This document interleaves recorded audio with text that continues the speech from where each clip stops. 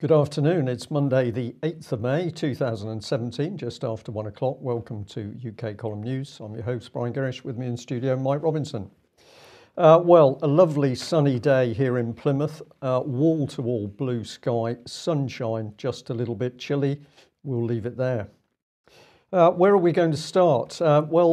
Theresa May has been under great pressure because she's been difficult to track down during the election campaign.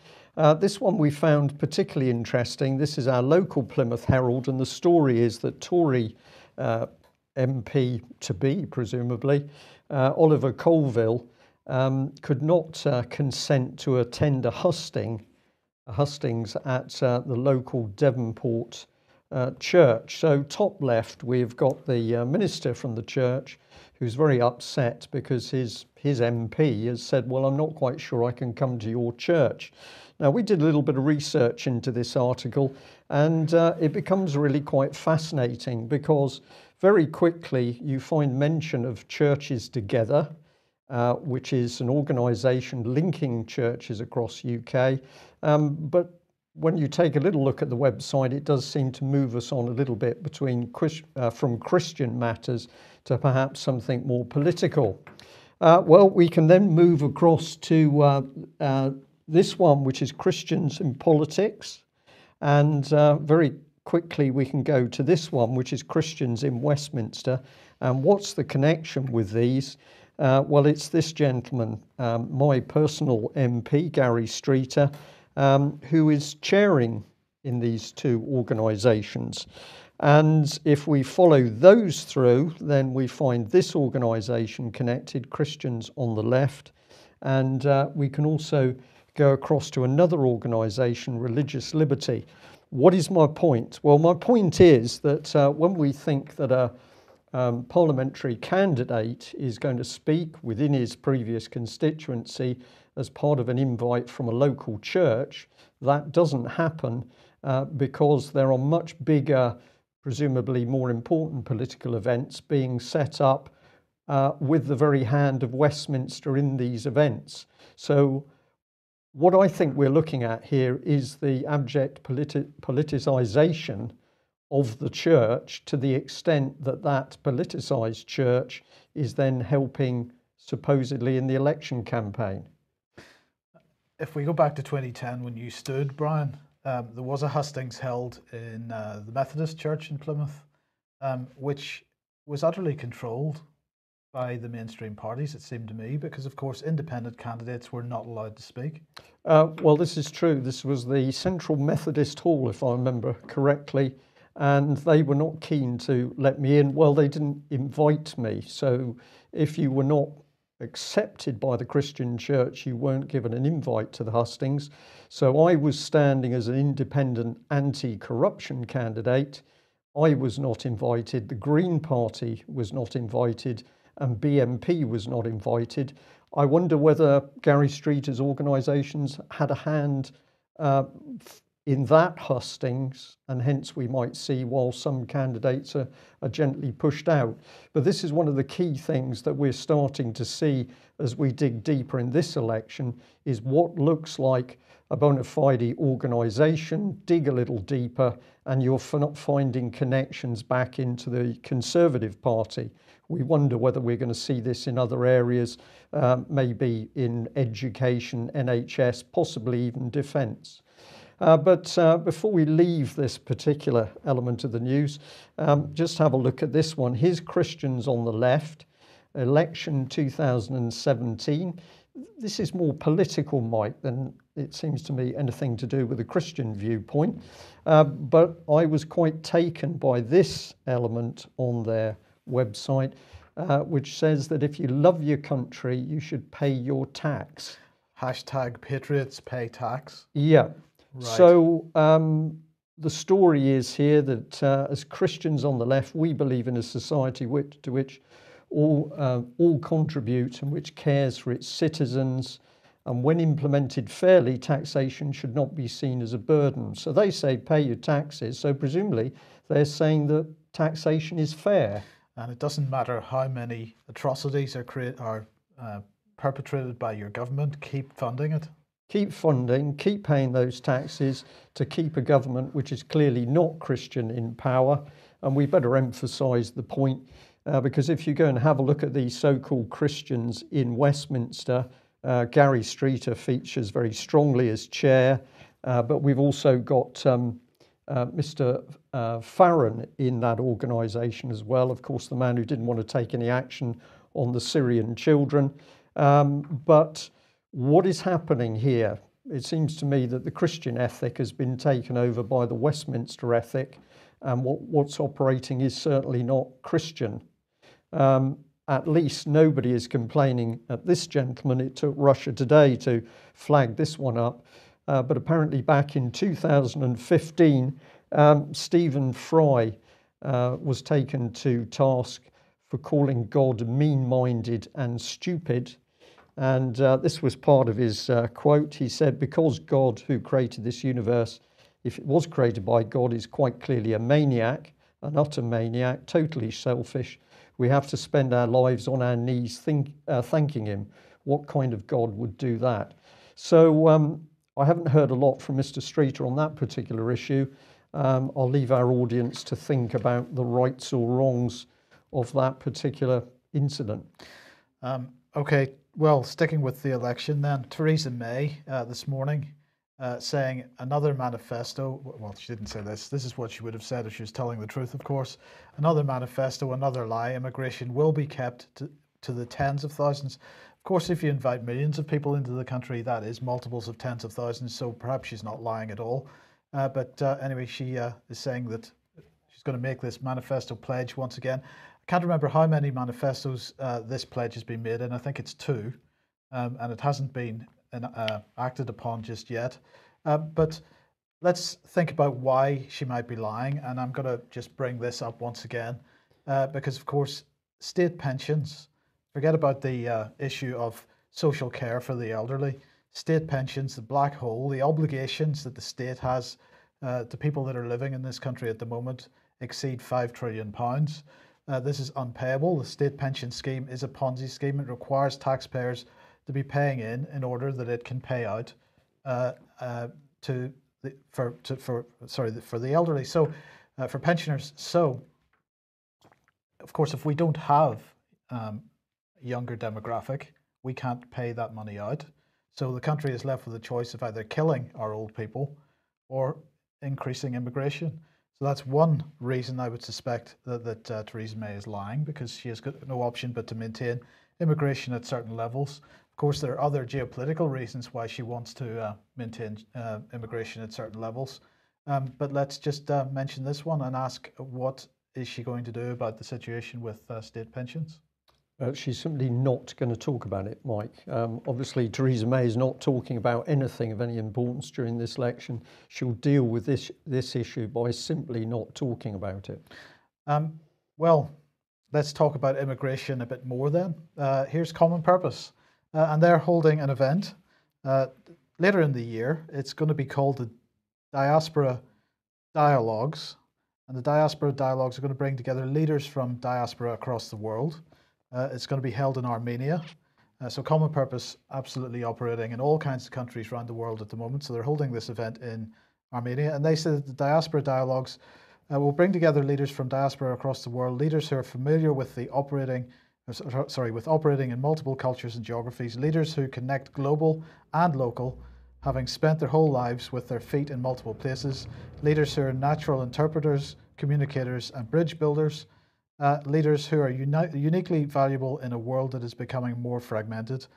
So they say that they raise the issue of why now. They say the balance between local and global is being reset across the world. We need a global bridge more than ever before. Fragmentation between generations is increasing.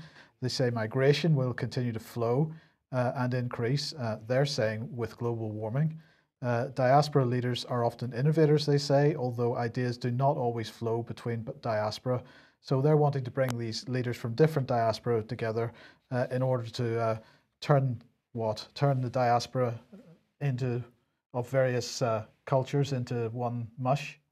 That's the overriding objective, and diaspora, new word brought in, cultural intelligence, another phrase used by Common Purpose, but they seem very aware that this movement, mass migration of people, is not only going to continue, it's going to accelerate. How does Julia Middleton from Common Purpose know this? Presumably in the same way that she knew that there was going to be a coalition between the Conservatives and the Lib Dems. So stay on the subject, but come in from a different angle. Let's come across to the French elections and great celebrations as the Rothschild man gets in with whatever it was, 66% of the vote. What I didn't see before we came live was what the turnout was in France, but obviously we're being told a convincing win by this man that seemed to come out of nowhere, Mike. Everybody in the establishment loved him, and then surprise, surprise, he wins. I've just indicated there that he has got his wife, Bridget, with him, and we're going to have a little look at her in a moment. But I was fascinated by this photograph because as I looked at it, I thought to myself, well, there seems to be a bit of the power pyramid in the background, but I thought it was just my imagination. But actually, when I got further on through the article, of course, the reality is quite easy to see because he did his talk in front of that wonderful pyramid structure in front of the Louvre. So we had a pyramid and two columns for people who are interested in symbology. Perhaps that's accidental, or perhaps there's a bit more to it. But fascinating, Mike, that so many people in France should lock on to this man without really knowing who he is, what his background is, and suddenly he's propelled into power. As the non-conformist? As the non-conformist conformist candidate. And perhaps we better start then with this article here, which this is Sarah Vine from the Mail, and this is from a few days ago. But she says, I know they're French, but Macron's love story is weird. If the roles were reversed, people would be repulsed. Well, what is she talking about? Well, she's talking that Brigitte was Emmanuel's teacher, and the love affair started when she was 39 and he was 15. As you do. Well, I was just going to pop in here, is, that was her morality at the time. If she'd have been male and he'd have been female, then somebody would be saying, well, is this a paedophile at work? But we don't say that because it's a woman, because many people are mistaken that women don't get involved in this sort of stuff. So I just wonder what her education policies would be if that's the norm for her. Is it now going to be acceptable? Because she says that he's been elected, but she's going to take a position of power. Excellent. Okay. And then it goes on because unfortunately there's been information about Mr. Macron rapidly spreading across the internet. But according to The Guardian, these are linked to Russian-affiliated groups. So this is all pretty pertinent stuff. I just found I had to put this heading in here because it was definitely those nasty Russians, and clearly he's going to be crying to his wife, mummy, whatever she is, about this situation.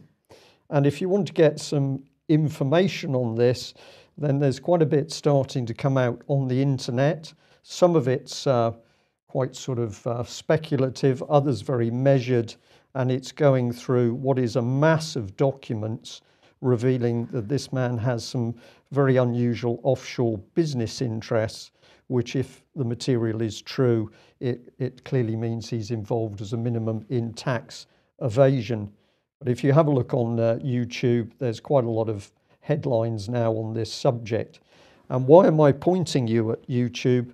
Well, simply, if we were to look at the Guardian article, what do they have to say? They say that basically two organisations have done the research which shows links to the Russians. So we've got the New York Flashpoint Intelligence, and we've got Tokyo Trend Micro.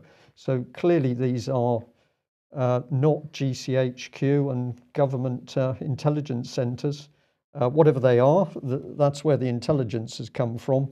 And they blame Fancy Bear, they blame Advanced Persistent Threat 28, and Porn Storm, and they say that these are linked to Russian GRU. Okay. So the evidence is quite clearly there on screen, or not. What does The Guardian then say? Well, it says that Vitaly Kremez, Director of Research at Flashpoint, said his review indicated Advanced Persistent Threat 28 was behind the leak of documents. That all sounds pretty good. And then he goes on to say this: if indeed driven by Moscow, this link appears to be a significant escalation over the previous Russian operations aimed at the US presidential election, expanding the approach and scope of effort from simple espionage efforts towards more direct attempts to sway the outcome. If. So when we go through the Guardian article, there is absolutely no evidence whatsoever that the Russians are behind the leak of this material. That's the first point.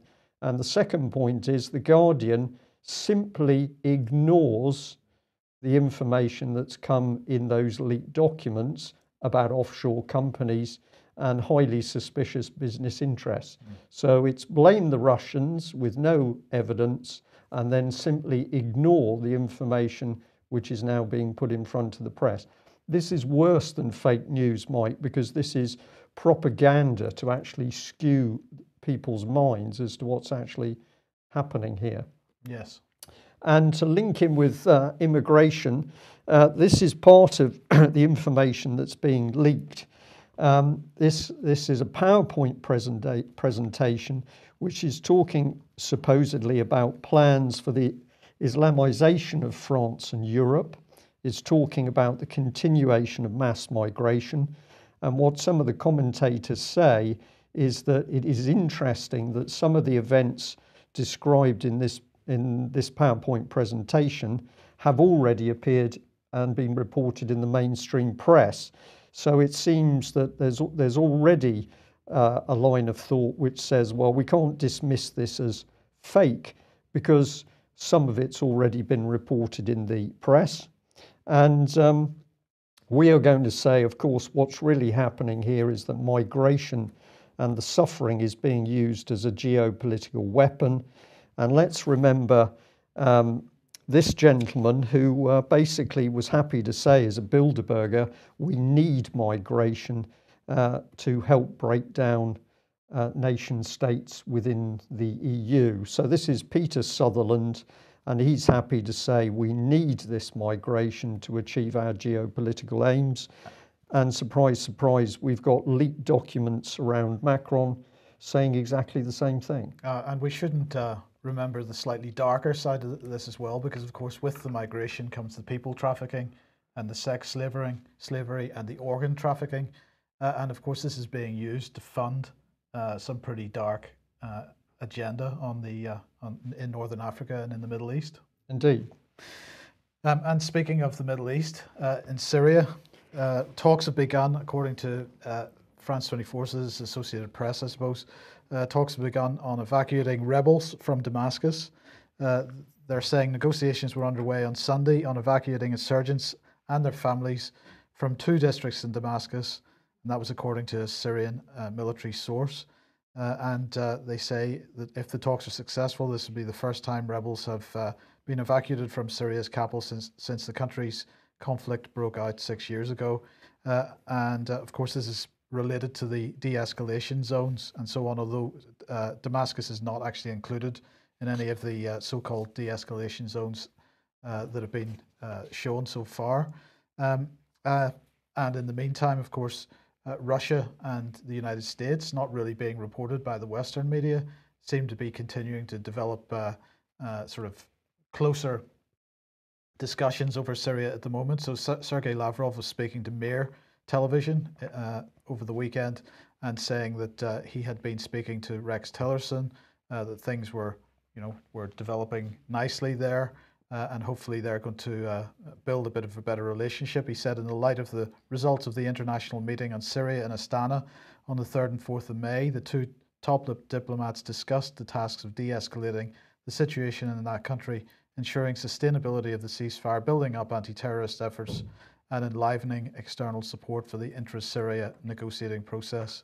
Well, then he went on to talk about NATO, and he said that NATO became bitter that its project aimed at bringing the entirety of Ukraine into its sphere of influence, making Ukraine part of the North Atlantic Alliance, and causing using Crimea to encircle Russia fell through. So they were bitter about that, and that's why relationships between Russia and NATO have collapsed to a low.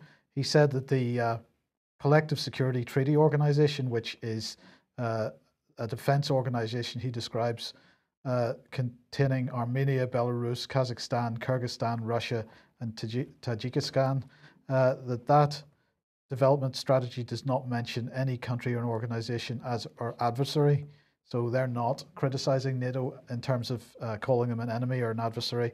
In contrast, he said NATO members perceive Russia as an opponent or even a threat and attempt to downplay the status and importance of CSTO activities. So while there seems to be a growing relationship between Russia and the United States with regard to Syria, the continuing sort of downscaling of the relationship between Russia and NATO, well, that continues to get worse. But luckily, we're going to get the F-35B. Well, before we get to the F-35B, we've got the F-35A, and well, for weeks now, the Defense Department of the United States has said that the F-35A will not be flying at the Paris Air Show, and all of a sudden they've done a U-turn and decided that it will be flying at the Paris Air Show, which is quite amazing that it's flying at all, I suppose. But anyway, they say that well, it's going to take place following its first ever training deployment in Europe this April. So they're quite confident that it can be shown at Paris quite successfully. The F-35A strengthens partnerships and improves regional stability, they said. We welcome the opportunity to further demonstrate the revolutionary capabilities of this aircraft. Good. Good. Yes. Okay. And well, let's get on to the F-35B, because Italy has just rolled its first F-35B from its plant in Cameri. This is the first one, and apparently the second one is going to be built in about a year. So it's going to take them a year to build the second one. Well, then they will have two. That's a 100% increase, which is yes. That's a powerful force. Absolutely. So this has been built in Italy, okay? And now that it's been rolled out of the hangar, it's going to be handed over to the Italian Air Force, who are going to do some what they're describing as confidence flights. And following that, it's going to be flown across the United States to Maryland for certification and crew training early in 2018. So now, as I understand it, it was PricewaterhouseCoopers that decided that this was a cost-effective way to produce these aircraft. Yeah. But it doesn't seem like a terribly cost-effective way if you have to build them in Italy and then fly them over to the United States uncertified in order for them to be certified. This is geopolitical engineering on reheat, to use a bit of a pun. The objective is to do with the political machinations around the procurement and design of these military systems. So this is locking states together around a project. What's produced at the end can be of any standard. And of course, originally we had the multi-role combat aircraft where everybody in Europe put a little bit in, and what came out was just a very poor compromise. So something similar going on here, Mike, I think, at the end of the day. And we better just give credit to the person in our chat room that said, well, remember that an F-35 can't actually get from A to B.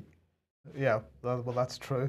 But just to finish this off then, of course, Britain getting its F-35Bs from the United States.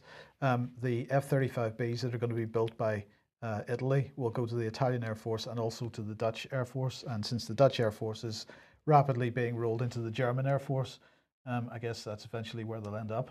And then we end up with that as the standard aircraft across Europe, and effectively the American defence industry controls the European defence industry. Well, let's bring in Europe and the European banks. And thank you very much to the person who sent this through to us. A nice little advert and a recent article for the European Bank. So it says, EBRD, European Bank for Reconstruction and Development, EU and TBC Bank to help Georgian companies grasp new trade opportunities. And what a wonderful article this is, because of course this is about these nice banks giving money to businesses to help small businesses grow and therefore nation states to grow. So this is some of the detail. It says the European Bank for Reconstruction and Development and the European Union are expanding their joint programme with TBC Bank to support the development of small and medium-sized enterprises in Georgia by adopting EU standards to make them more competitive on international markets, thus allowing them to benefit from the opportunities offered by the deep and comprehensive free trade areas between Georgia and the EU. Well, of course, what's really happening here is that EU policy is being driven into Georgia with the money, take the money, and along comes all the rest of the European Union political ideology. We did just pick up this bit because it refers in the article to the Early Transition Countries Fund, which it says is supported by Canada, Finland, Germany, Ireland, Japan, Korea, Luxembourg, Netherlands, Norway, Spain, and right at the end, the United Kingdom. So here we are, an up-to-date article by the European Bank, clearly indicating there is no such thing as Brexit, in my opinion. But the other part of this, of course, is is bringing Georgia closer to the European Union, just like Ukraine, puts pressure on Russia. Indeed. So if I can just add that one on screen, we'll bring in the caption, which is the EU iron geopolitical fist in the velvet banking glove. Absolutely right. House prices in the UK are on their way down, it seems. This is at least according to Halifax. They're saying that they've fallen to the lowest rate for 4 years. Martin Ellis from the Halifax said housing demand appears to have been curbed in recent months due to deterioration in housing affordability, driven by the sustained period of rapid house price growth in 2014-2016. Signs of decline in the pace of job creation and the beginnings of a squeeze in households' finances as a result of increasing inflation may also constrain the demand for homes. I was just surprised that they weren't blaming Brexit for this, but there you go. The Russians, or probably. the Russians, yeah. But good news, because Andy Burnham has been made the mayor of Greater Manchester, which is fantastic, isn't it? Well, I'm not really going to comment too much on it, other than to say that this is what he had said in Prospect magazine in December, because, of course, him becoming a mayor of Greater Manchester, along with the other city mayors and regional mayors, is part of the devolution process. And what he said in December 2016, was that devolution presents such a potent opportunity for Labour, not just to unite and renew, but much more importantly, to change fundamentally the governance of our country and make it more equal. And this is the point that we have been trying to make for several years now at the UK column. The governance of this country is being changed. They're not telling us what it's being changed into, but the UK column is trying to inform people about what it's being changed into. And what it's being changed into is not the best place to go. So please get on the UK column website, have a look at the Global Parliament of Mayors and the Abolition of the Electorate, have a look at that article. Also have a look at the Shared Societies Project article and the other couple of fairness articles that go alongside that. But you need to understand what this devolution agenda in Britain is all about. It is about changing the way that we are governed, the governance of this country. And it's if you think that things are bad under the so-called representative system that we have at the minute, just wait until they have fully implemented this participatory system that we've been warning about for so long. Big society. And it's absolutely big society, Mike, and people think that Cameron's gone, so big society has stopped. On the contrary, Theresa May is now driving it forward with a vengeance, and Theresa May, with a greatly enhanced majority, represents, I think, one of the most dangerous prime ministers and dangerous periods in British history, as she utterly destroys the nation state. Now, let's have a look at the fake news and censorship agenda. And this is a story from India that I wanted to highlight, because what happened here was that one person produced a photoshopped image of Prime Minister Modi. It was a satirical thing. It was designed to make political statement about Modi. And a day after he had posted this to social media, he was arrested. And the local administration issued an order restricting people from posting what they described as misleading information or rumor on social media groups. And not only that, they have said that anybody running a group on social media, from now on, it would be a requirement that they know everybody that's in their group personally, and they would be held to account for everything that's posted on a social media group. Probably best to know everybody personally, because in case somebody posts something that the state doesn't like too much, because it will be the owner of the group that's held responsible for anything that's posted on the group. So India really cracking down on commentary, political commentary, and this takes the whole fake news thing to a slightly different level. And I do wonder how long it's going to be before we start seeing this type of thing in this country. But in the meantime, Facebook, according to the Telegraph and the BBC and a whole host of other mainstream media outlets, has deleted what they're describing as thousands of UK Facebook accounts in a crackdown on fake news. And of course, alongside that, they posted ads in mainstream newspapers, because they think that the best place to explain about fake news is in the mainstream newspapers. So they posted ads in the Times, in the Guardian, the Daily Telegraph, and it included a list of 10 things to look out for whenever you're deciding whether a story is genuine or not.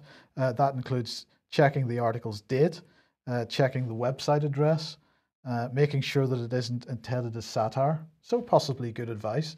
But it does amuse me slightly that they chose the mainstream press to publish this advice, because, of course, the mainstream press is increasingly becoming purveyors of fake news. But let's just remember what it was that Damien Collins said, who was the chair of the Culture, Media and Sports Select Committee. He is concerned about fake news in the run-up to the election. And he said the danger is, if for many people the main source of news is Facebook, and if the news they get on Facebook is mostly fake news, they could be voting based on lies. And there's so much wrong with that statement. I mean, aside from anything else, you take the average politician, there's nothing comes out of their mouth other than lies. So if we look back at the last, goodness knows how many decades of voting, it's all been based on lies, Brian. So any suggestion that what is appearing in as fake news in Facebook, that might cause people to vote based on lies. Yeah. If that's a concern, then really he's living on some other planet.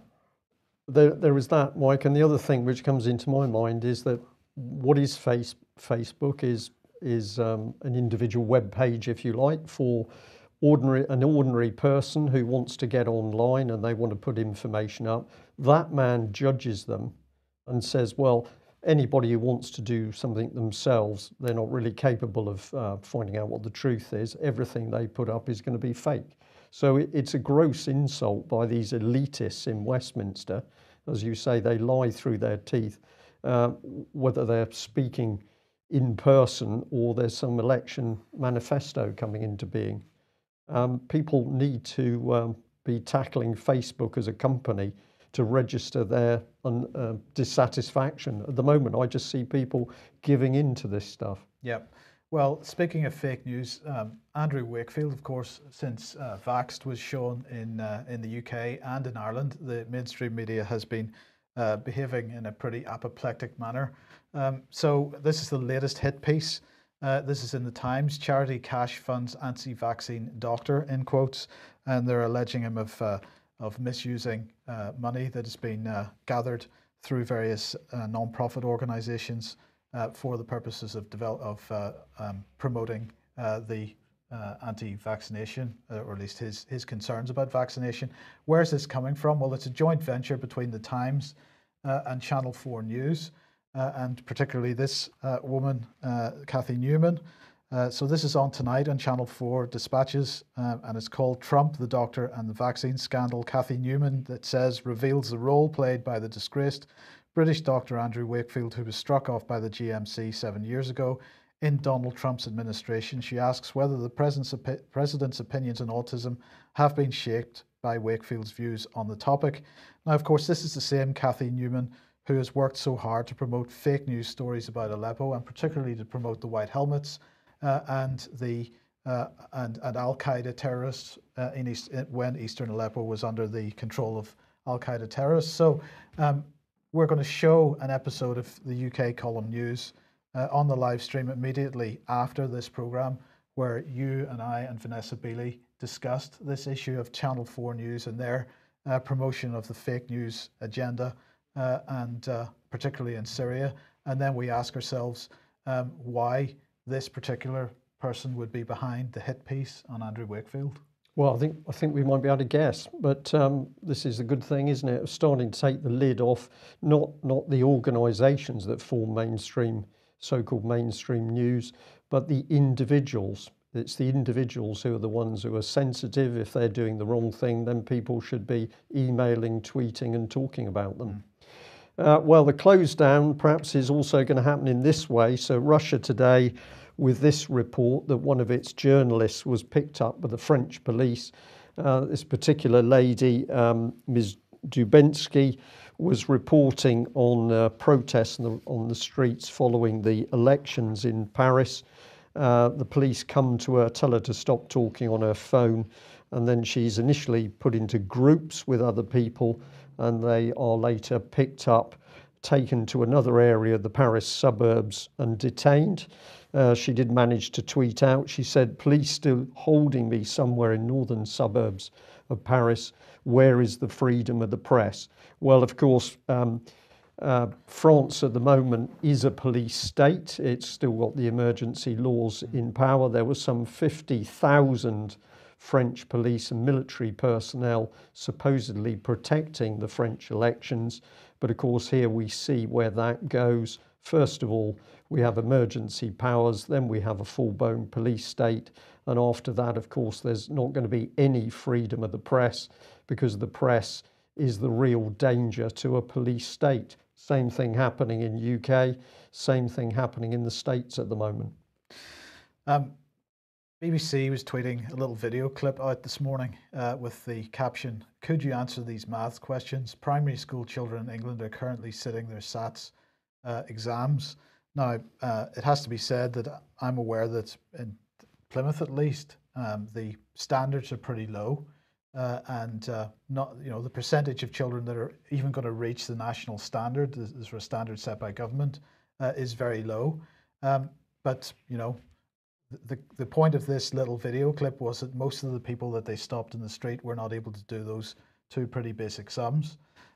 Well, you know, the BBC is putting this out. It's a bit hypocritical, isn't it? Since the BBC seems to have trouble counting up to £3.6 billion, Brian, particularly for BBC Media Action, for example, because they're busy begging for more money. So clearly they can't count their budget each year and don't have enough to distribute to the various tentacles of the BBC machine. So perhaps there's a bit of hypocrisy in this. Quite a lot of hypocrisy, and on the subject of the BBC, we continue to watch BBC Reality Check. And really, if you go and have a look and see what the BBC is doing here, all they are doing is reworking the political line. So this is nothing about checking information that's coming onto the internet. This is simply about taking a government policy, maybe fiddling with the figures one way or another, but the basic policy is then pushed through. So BBC Reality Check, it's a BBC political propaganda machine, and I'm just going to label it fake news as well, because we can't rely on this for any worthwhile thing. We'll end today on important overseas news, and I'm not really smiling, but this is what the Daily Mail thinks that we should know about, is that in Melbourne, Australia, they've got street artists covering themselves in paint and pressing their nude bodies against brick walls in a very revealing street art exhibition. I looked at this article and I thought, is this really the state that Great Britain has got to now, where the Daily Mail can push this forward as if it is international news? Yes. We can look at it, we can laugh, we can snigger, we can do all those sorts of things. But really what this is telling us is that if we accept this, then I think we deserve everything we're going to get with Theresa May running the country as Prime Minister. Don't know whether I could be more explicit than that. No. Okay, that brings us to the end of our news today. I'd like to say thank you very much to people who've been making donations to the UK column, and also people who've been donating to the British Constitution Group. Thank you very much to those people that have done a recurring payment for the British Constitution Group. That's what was promised at the Nottingham Moot, and we're delighted to now see those donations coming on stream. There's a lot of work to be done. People at the moment asking, what can we do in this election period? To which we say, get out there challenging these MP candidates on all the key subjects. Don't give them a moment's rest, whether it's a phone call, a visit, an email or a tweet or a letter. And don't forget the hustings. And don't forget the hustings, if of course they bother to turn up at those hustings. That's it for today. We will be back at the same time tomorrow. Thanks for joining us. Bye-bye.